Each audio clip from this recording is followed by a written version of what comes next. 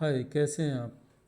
कई बार जब मैं वीडियो स्टार्ट करता हूँ तो ये सोचता हूँ कि जो स्टार्टिंग पॉइंट है वो कैसा हो और किस तरीके से मुझको बात बोलनी चाहिए कि मैं अभी जो ये लेक्चर है या ये जो टॉपिक है जिसमें मैं केवल 3 प्रोसेस की बात करूँगा, उसको कैसे स्टार्ट करूँ। आप जैसे कि देखता हूँ कि जो इस टॉपिक को स्टडी करेंगे वो मेरी एज के तो नहीं होंगे, तो मैं उनको फ्रेंड्स भी नहीं बोल सकता और स्टूडेंट्स भी नहीं बोलता कि कई बार जो वीडियो है वो कोई मेरा कोई फ्रेंड है या फिर कोई दूसरा टीचर है, तो उस तरीके से भी स्टूडेंट्स भी नहीं बोल सकता। और गाइस वर्ड मुझको ठीक नहीं लगता कि इस एज में मैं आपको ऐसा कहूँ कि hello guys, now you are most welcome in to this video lecture and I will teach you about to the is absorption and emission. तो कई बार सोचता रहता हूँ कि जो स्टार्टिंग ही है और वो स्टार्टिंग ही बड़ी अफेक्टिव ना हो और बिल्कुल ऐसे इस मोड में हो कि आओ चलो सीखते हैं लेज़र क्या है, लेज़र की फुल फॉर्म क्या है। So I basically always confuse when I create the video content that how basically I have to introduce myself or to the content, to the audience, basically those who are basically are ready to watch this video. तो आप मुझको बताएं कि मुझको अगर video start करना है तो मैं कैसे वीडियो स्टार्ट करूं। और अगर जैसे मैं स्टार्ट करता हूं, मेरा पेज एक्चुअली वो स्लो है, तो मैं तो ऐसे ही कहूँगा भाई कि चलो ठीक है लेज़र स्टार्ट करते हैं। और लेज़र की जो फुल फॉर्म है, जैसे कि अभी आप देख रहे हैं कि light amplification by stimulated emission of radiation है। और यहाँ हम लोग जो बात करेंगे एब्जॉर्प्शन और एमिशन की करेंगे। लास्ट लेक्चर जो था, लेक्चर तो मैं नहीं कहूँगा, लेकिन ये था कि जो इन्फॉर्मेशन थी, जो फिजिक्स के कंसेप्ट था, वो आपके साथ डिस्कस किया था about to the ground state and excited state. And just imagine to explain that simple concept I have taken 17 minutes. So how much time basically you have, that depends कि आप जो concept है उसको capture कर पाते हैं या नहीं कर पाते हैं। नाउ ये है आज का जो इंटरेक्शन होगा, जो मैं आपके साथ बात करूँगा वो 3 टॉपिक को लेकर के बात करूँगा। 3 टॉपिक जो हैं एक प्रोसेस के पार्ट हैं, जिसको एक एब्जॉर्प्शन बोलते हैं, एक स्पॉन्टेनियस एमिशन और एक स्टिमुलेटेड एमिशन। तो इनके पॉइंट्स ओपी से मैं बात करूंगा। तो सबसे पहले जो स्टिमुलेटेड एब्जॉर्प्शन, कुछ जगह जो है सिंपली इसको एब्जॉर्प्शन भी लिखते हैं, there is no problem if you are writing absorption, but in proper way one can write it in to the stimulated absorption. And that point basically वो मैं आपके साथ में शेयर करूंगा कि इसको स्टिमुलेटेड एब्जॉर्प्शन क्यों कहना चाहिए, क्यों इसको फुल फॉर्म इस तरीके से लिखना चाहिए, स्टिमुलेटेड एब्जॉर्प्शन क्यों नहीं एब्जॉर्प्शन लिखते हैं। तो बिना ज़्यादा बात किए, क्योंकि मुझको कई बार ऐसा लगता है कि मैं जो इधर उधर की बात करता हूँ टॉपिक से हट जाता हूँ। तो अभी टॉपिक पर फोकस करते हुए कि एब्जॉर्प्शन क्या है। और यहाँ जो एब्जॉर्प्शन है वो मैं केवल आपको एक एटम का एग्जाम्पल लेकर के ही बताऊँगा।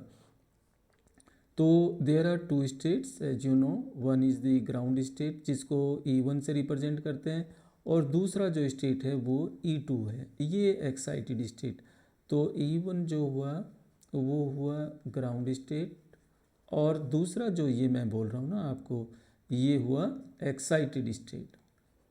तो अब ये जो ग्राउंड स्टेट और एक्साइटेड स्टेट है, इनकी रिप्रेजेंटेशन यहाँ एक लाइन से की हुई है, और ये जो है वो एटम है, ठीक है, ये ग्राउंड स्टेट में है। और यहाँ एक फोटोन जो है वो फॉल किया, रेडिएशन फॉल किया बेसिकली। ऐसे तो ऐसे क्या होता है कि सपोज किया ये कोई मैटर है, राइट, और इस मैटर को एक्सपोज कराया रेडिएशन के थ्रू, कोई भी रेडिएशन है, ठीक है।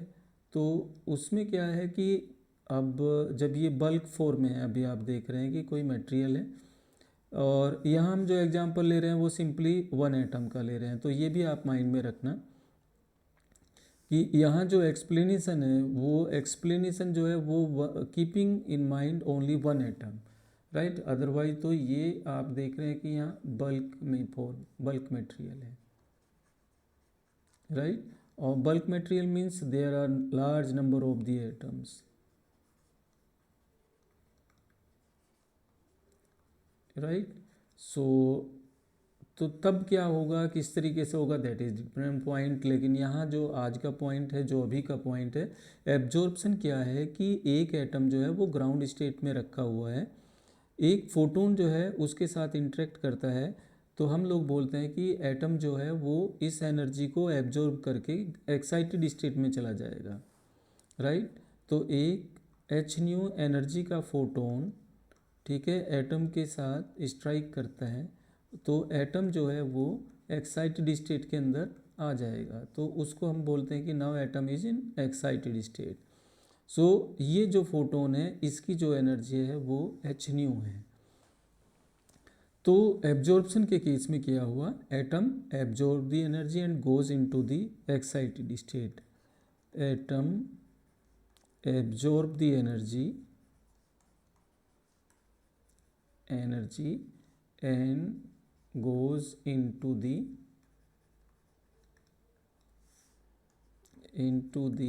excited state। अब ये जो एक्साइटेड स्टेट है यहाँ, जैसा हम बोल रहे हैं, यहाँ एक पॉइंट आउट करना चाहूँगा मैं, atom absorb the energy and goes into the excited state. ये जो goes into the excited state, only these two words basically, और उसमें से भी ये गोज जो वर्ड है ये मोस्ट ऑफ द स्टूडेंट्स के जो माइंड है उसको कंफ्यूज करता है इस सेंस में कि उसको लगता है कि जो एटम है वो एक प्लेस से डिफरेंट प्लेस पे जो है मूव किया है या डिस्प्लेस हुआ है, राइट। ऐसा ही आप सोचेंगे कि एटम जो है वो डिस्प्लेस हुआ है, लेकिन ऐसा नहीं है, राइट। हुआ क्या है एक्चुअली, एटम का इलेक्ट्रॉनिक कॉन्फ़िगरेशन चेंज हुआ है, राइट। एटम का जो है इलेक्ट्रॉनिक कॉन्फ़िगरेशन चेंज होगा only when we are saying this word और anything, any explanation. When atom absorb the energy it goes into the excited state, right। it means that first of all atom is in ground state, electronic जो configuration है वो that filled according to the above principle, but at that time when it absorbed the energy, electronic configuration basically has been changed। So suppose any particular electron basically, whether that was in 2s orbital or 2p orbital like this, then it will goes into the higher state after absorbing the energy, and now atom is in excited state। Here you can see that atom is now in excited state and it will stay here up to the lifetime of that state। Most of the excited states having lifetime 10 raised power minus 8 seconds। So this 10 raised power minus 8 second actually is the lifetime, this is the lifetime of the excited state, and after that time basically what will happen, it will jump into the ground state and emits a photon in a random direction। after क्या होगा, after 10 raise power minus 8 seconds it will jump into the ground state and emits a photon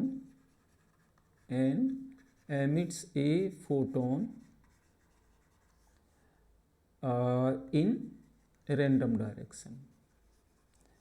अब यहाँ जब मैं एक point आपको ये define कर रहा हूँ, तो इस लैंग्वेज के अंदर एक्चुअली पॉइंट क्या है उसको मैं एक्सप्लेन कर दूँ कि जब आप ये बोल रहे हैं कि it jumps from the excited state to the ground state, it means कि जब आप इस पिक्चर को देखते हैं तो दैट टाइम यू कंसिडर कि भाई ये तो कोई फिजिकल पिक्चर है, फिजिकल है जिसके बीच में इस तरीके से स्पेस अवेलेबल है, राइट। और एटम जो है एक्साइटेड स्टेट के अंदर है तो वो ग्राउंड स्टेट में ऐसे कूद जाएगा, ठीक है। यहाँ से कोई चीज़ है वो ऐसे गिर जाएगी, तो ऐसा कुछ भी नहीं है। अगेन द सेम कंसेप्ट कि भाई इलेक्ट्रॉनिक कॉन्फ़िगरेशन चेंज हुआ है और अब वो अपनी ओरिजिनल जो उसकी ग्राउंड स्टेट थी, जिस तरीके से इलेक्ट्रॉनिक कॉन्फ़िगरेशन था वैसा ही आपको मिलेगा। तो यहाँ पर ये जो जंप वर्ड है, it basically create the confusion in mind कि एटम जो है वो किसी इस तरीके से किसी हायर जो है पोजीशन पर है, ठीक है, और किसी छत पर बैठा हुआ है, उसके बाद में वो यहाँ इस दीवार से कूद जाएगा, ऐसा कुछ नहीं होता, और फिर एक फोटोन एमिट करेगा। तो ऐसा कुछ भी नहीं है, it is just an excited state, जैसे कि फर्स्ट लेक्चर में बोल दिया था। और उसके बाद में एक फोटोन एमिट होगा, और यहाँ पर भी ये कोई स्पेस नहीं है, फिजिकल स्पेस नहीं है अगर दो लाइन ऐसे ड्रा किया, ये तो एनर्जी के स्केल पर उसको डिफाइन किया हुआ है, ठीक है, ग्राउंड स्टेट को, कि ये इसके कोरस्पोंड है और ये इसके कोरस्पोंड है। हो सकता है ये 1 इलेक्ट्रॉन वोल्ट हो और हो सकता है ये 2.5 इलेक्ट्रॉन वोल्ट हो, like this one. So E2 minus E1 is equal to h nu. So the energy difference between these two, right, ये जो दो एनर्जी लेवल है इनके बीच का जो डिफरेंस है एनर्जी का, that will be the energy of the emitted photon. So जो फोटोन है आपके पास में, ये जो फोटोन है इसकी जो एनर्जी है that is equal to h nu, और ये जो आएगी ये डिफरेंस होगा 2.5 माइनस 1.0 इलेक्ट्रॉन वोल्ट के इक्वल। फॉर एन एग्जांपल अगर न्यूमेरिकल वैल्यू हम लोग पुट कर रहे हैं E2 की और E1 की, तो this will be 1.5 electron volt. So अब ये कांस्टेंट है डिफरेंस इनके बीच का एनर्जी लेवल का। तो जो भी एटम बेसिकली यहाँ आपको मिलेंगे एक्साइटेड स्टेट में, और वो अगर डी एक्साइट होंगे तो उनसे इतनी ही एनर्जी के फोटोन जो है वो एमिट होंगे। तो this is the point only, right, that you have to understand in case of spontaneous emission और स्टिमुलेटेड एमिशन।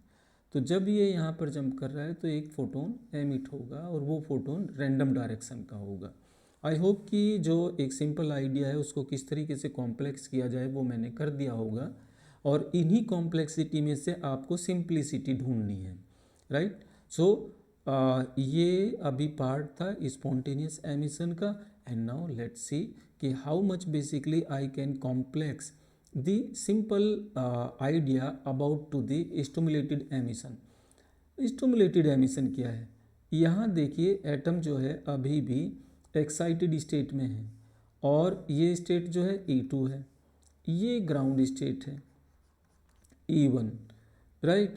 तो एक फोटोन आएगा और ये जो फोटोन है इस एटम के साथ में जो कि एक्साइटेड स्टेट के अंदर है इंट्रैक्शन करेगा, और एज ए रिजल्ट जो नेक्स्ट सिचुएशन होगी उसमें ये जो एटम है ये ग्राउंड स्टेट में जंप कर जाएगा और विल एमिट ए फोटोन, ठीक है, एक फोटोन एमिट करेगा of the same frequency as of this one, जिसको इंसिडेंट फोटोन बोलते हैं, और इसकी जो डायरेक्शन होगी वो भी सेम होगी।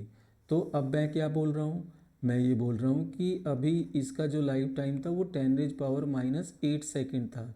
अभी भी एटम एक्साइटेड स्टेट में एक फोटोन आया, उस फोटोन ने इसके साथ में इंट्रैक्शन किया या कहीं कि इसको इंड्यूस किया, और एज ए रिजल्ट ये जो एटम है वो ग्राउंड स्टेट में आ जाएगा और एक फोटोन को एमिट करेगा, जो उसके पास एक्स्ट्रा फोटोन था, जो उसके पास एक्स्ट्रा एनर्जी थी, उसको वो रिलीज कर देगा। अब इम्पोर्टेंट पॉइंट क्या है, इम्पोर्टेंट पॉइंट ये है कि जो फोटोन इस एटम ने रिलीज किया उसकी नेचर बिल्कुल सेम होगी जो ये इंसिडेंट फोटोन था। तो अब आपको यहाँ दो फोटोन मिल रहे हैं और दोनों की जो फ्रीक्वेंसी है वो सेम है, frequency same, right, both the photons,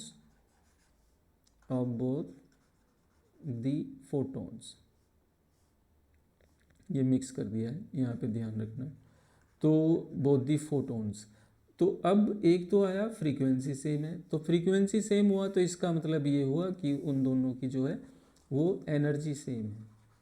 तो यहाँ पॉइंट आया एनर्जी सेम। दूसरा पॉइंट आएगा क्योंकि जो फोटोन है, ठीक है, जो लाइट है उसको आप बोलते हैं कि वो इलेक्ट्रोमैग्नेटिक वेव नेचर की है।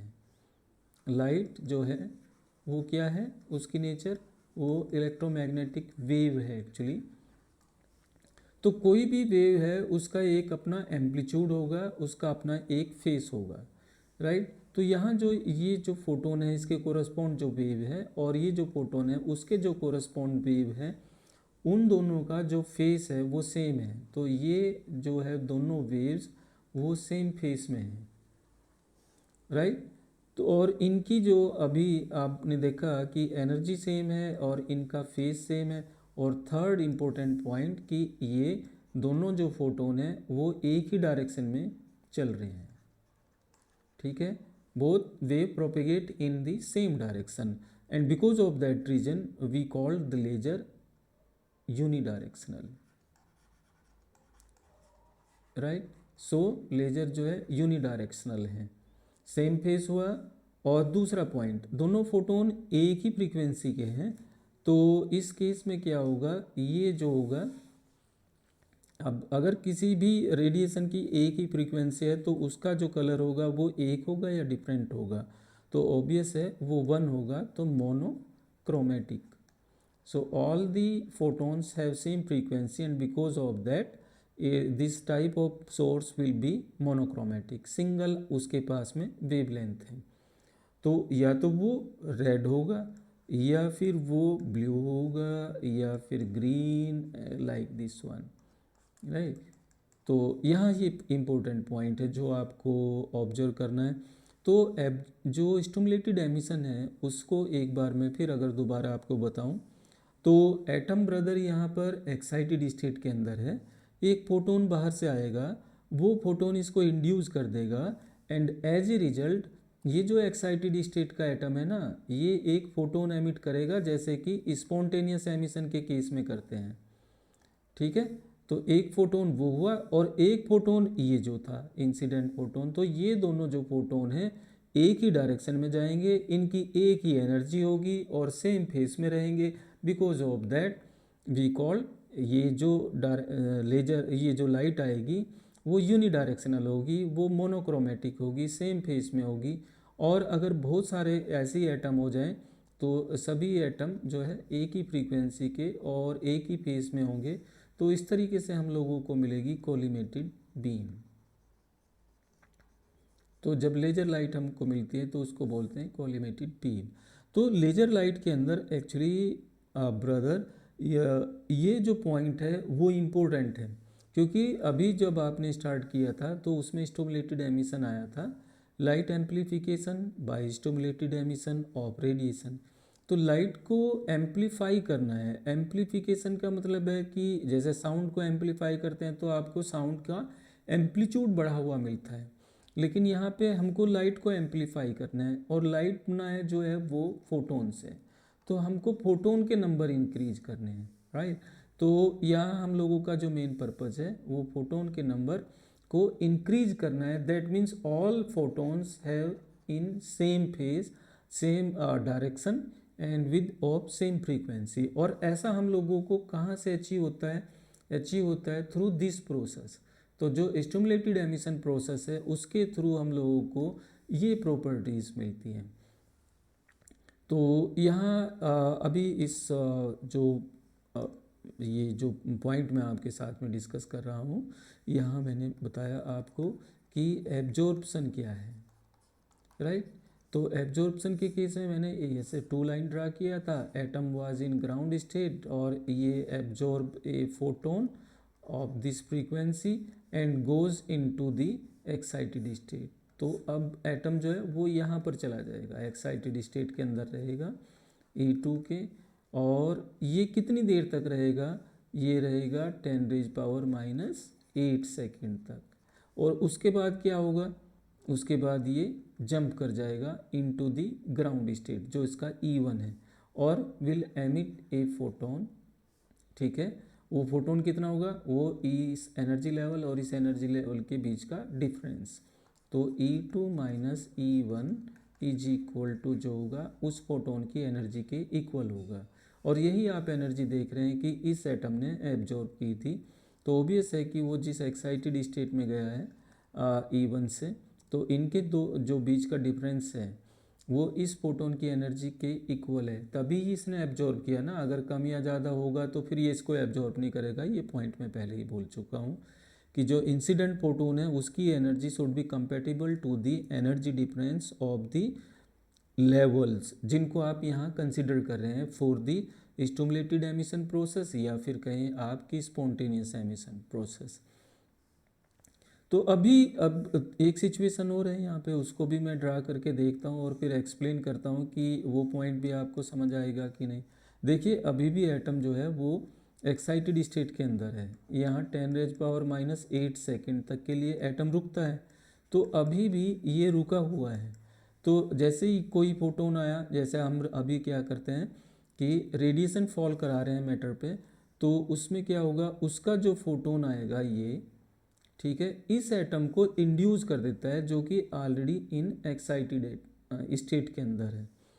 तो इंसिडेंट, ये ऐसा कहें कि इंसिडेंट जो रेडिएशन है that induce basically excited state atom,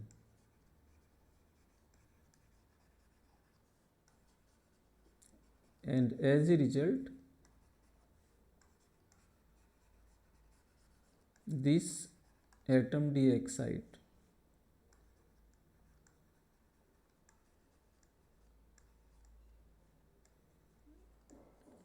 and the properties, अब क्या होगा कि दो फोटोन एमिट होंगे जब ये de-excite होगा, तो और वो जो दोनों फोटोन हैं उनकी जो फ्रीक्वेंसी है, उनकी जो एनर्जी है वो सेम होगी, राइट। तो जो ये इंसिडेंट फोटोन था और एक फोटोन यहाँ से निकलेगा जब ये एक्साइटेड स्टेट से ग्राउंड स्टेट में आएगा, जैसे कि आपने यहाँ देखा था। तो इस तरीके से ये एब्जॉर्प्शन का केस, ये स्पॉन्टेनियस एमिशन का केस हो जाएगा, और ये जो केस होगा वो स्टिमुलेटेड एमिशन का केस हो जाएगा, राइट। इसमें कोई भी अगर आपको ऐसा लगता है कि यहाँ मैं अच्छे से एक्सप्लेन नहीं कर पाया और ये पॉइंट मैंने ठीक नहीं बताया, आपने ऐसे पढ़ा था और मैंने ऐसे बताया है, तो you are free to comment कि आपने इस पॉइंट पे ये मिस्टेक किया, या इस पॉइंट पे आपको इस चीज़ को ऐसे अगर बताते तो ज़्यादा बेटर था, ठीक है। तो आई फील कि मुझको अभी रुकना चाहिए, अदरवाइज़ तो ये एक सिंपल सा कंसेप्ट आपके लिए फिर बहुत लेंदी हो जाएगा और बड़ा डिफ़िकल्ट होगा टू अंडरस्टैंड कि एक सिंपल सा कंसेप्ट था उसको मैंने जो है ना इतना कॉम्प्लेक्स कर दिया। तो यार एक चीज़ तो मुझको ये बताना कि इसमें भाई आपको क्या चीज़ ऐसा लगा कि वो चीज़ को मैं और सिंपल कर सकता था। दूसरा पॉइंट ये कि किस चीज़ को मैंने सबसे ज़्यादा कॉम्प्लेक्स किया। और तीसरा पॉइंट ब्रदर, मुझको ये बोलना कि मैं स्टार्टिंग में जब वीडियो स्टार्ट करता हूँ ना तो मुझको कैसे स्टार्ट करना चाहिए, क्या बोलना चाहिए, hey guys let's start our video, our topic, today topic, या फिर मुझको हाय ब्रदर्स एंड सिस्टर ऐसा बोलना चाहिए, या बोलना चाहिए हाय स्टूडेंट्स, आज के लेक्चर में हम लोग स्टडी करेंगे spontaneous emission, stimulated emission and the absorption. और चलो आज पढ़ते हैं लेजर। लेजर के अंदर ये पहले बेसिक हैं, जो बेसिक फंडामेंटल हैं, इनको देखते हैं। आई होप कि आपने अपना टाइम किस तरीके से यूज किया होगा, इसको केवल आप ही समझ सकते हैं।